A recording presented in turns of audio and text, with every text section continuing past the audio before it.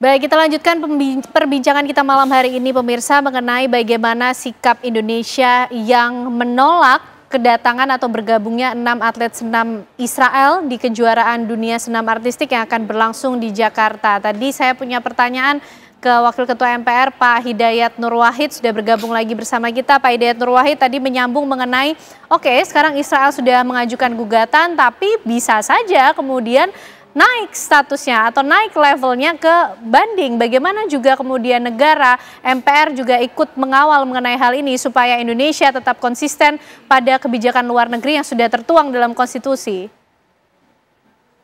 Ya, tadi saya sampaikan di depan bahwa di Italia, di Belgia, Israel juga atau atlet Israel juga dilarang untuk tampil di sana dan ternyata bisa dilarang dan tidak ada masalah dan tidak ada kemudian pembatalan Italia dan Belgia sebagai tuan rumah penyelenggaraan event olahraga internasional.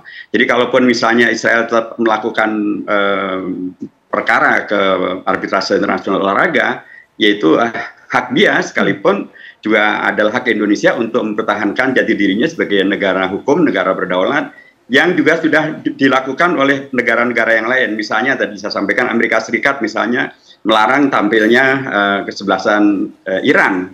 Apakah kemudian Amerika Serikat akan kemudian dihukum dengan dicabut posisinya sebagai penyelenggara Piala Dunia atau 2026? Atau kemudian yang sudah terjadi seperti tadi, di Italia maupun juga di Belgia, keduanya melarang keikutsertaan atlet Israel.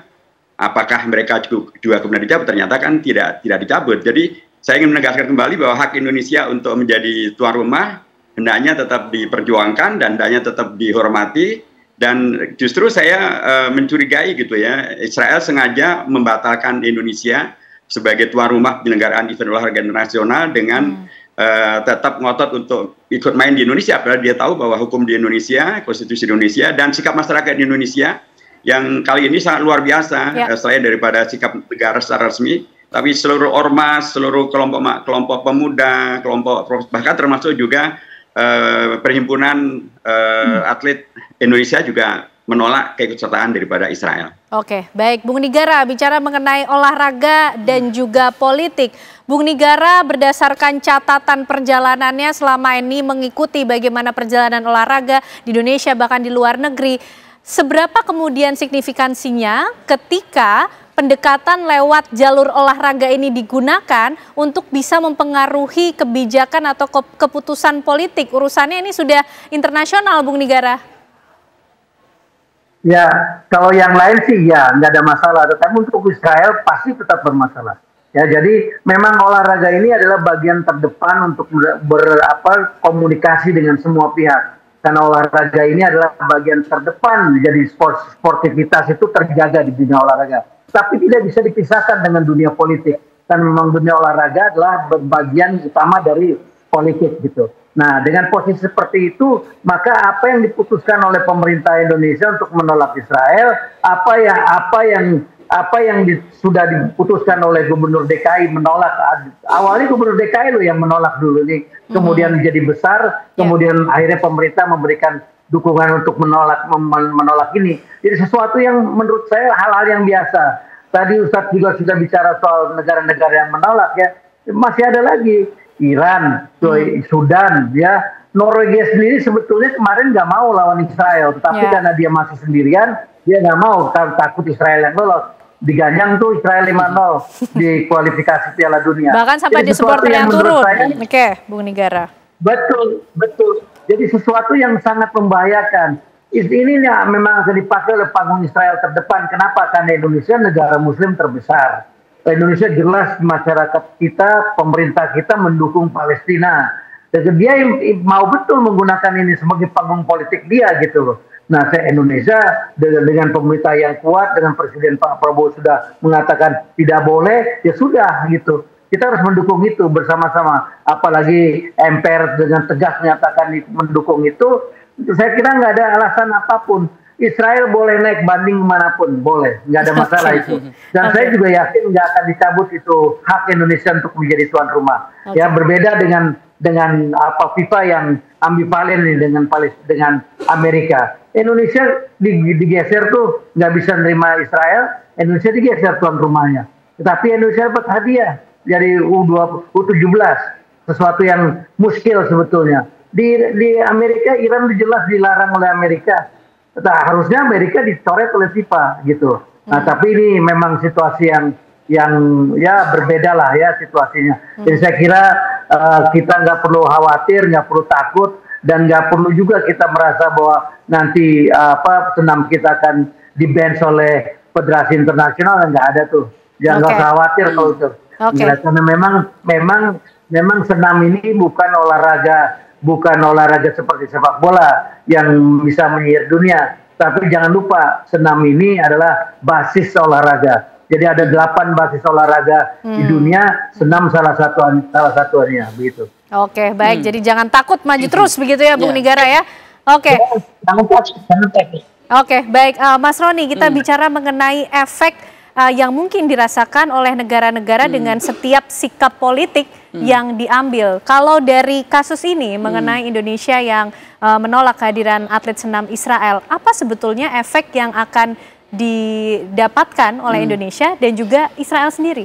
Ya, tentu dari sisi penolakan sebetulnya dampaknya tidak terlalu besar begitu ya, karena pertama begitu urusan penolakan itu kan kebijakan negara. Ini mirip dengan yang dilakukan oleh Trump dulu. Dia membuat list bahwa negara-negara yang tidak boleh masuk adalah Iran, Suriah, Irak.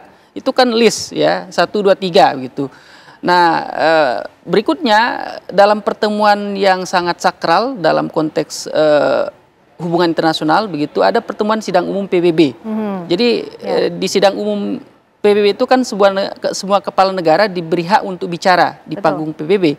Tetapi Amerika sebagai tuan rumah begitu, karena markas PBB ada di New York, salah satu delegasi yaitu Palestina itu visanya tidak keluar.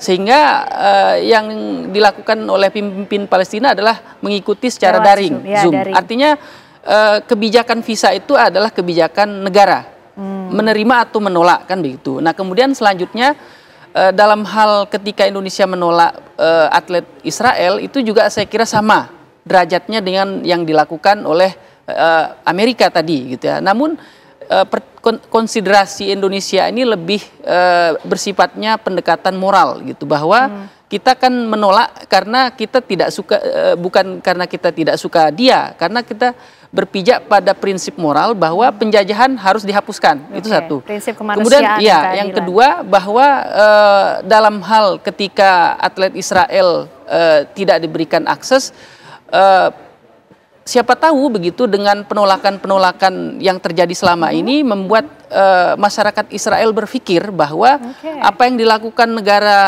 Israel hari ini, rezim pemimpin mereka hari ini itu tidak benar. Karena kalau Israel terus begini, maka dia akan diisolasi oleh dunia, gitu ya, di dalam bidang politik, di dalam olahraga. Oleh sebab itu masyarakat Israel harus bersuara, saya kira, untuk mendesak pemimpinnya untuk mengakui Palestina sebagai negara merdeka. Karena kan situasi hari ini hampir semua negara, 145 negara di PBB setuju eksistensi Palestina begitu. Kemudian di bidang olahraga, gestur-gestur itu menunjukkan bahwa orang-orang sudah mengibarkan bendera Palestina di stadion-stadion di Dortmund begitu ya. Kemudian kemarin di Norwegia juga mereka akan mendonasikan hasil penjualan tiket untuk Palestina. Artinya gerakan ini sekarang menjadi gerakan global yang pendekatan kemanusiaan gitu. Sehingga saya kira Israel harus berefleksi bahwa dunia sudah berubah dan semua orang pro terhadap Palestina. Saya kira itu pesannya. Jadi refleksi penting untuk Israel ya, untuk melihat bagaimana gerakan global yang kemudian sudah terjadi tidak hanya di Indonesia tapi juga ditunjukkan oleh negara-negara lainnya. Kita ingin tahu juga nanti bagaimana sikap Indonesia ke depan untuk terus memperjuangkan kemanusiaan dan juga keadilan di Gaza, Palestina, termasuk juga mungkin memperkirakan apa yang saat ini sedang dipikirkan oleh Benyamin Netanyahu melihat bagaimana aksi penolakan ataupun gerakan global yang sudah mulai gaungnya besar ini. Usai jeda kami hadirkan pembahasannya untuk Anda pemirsa.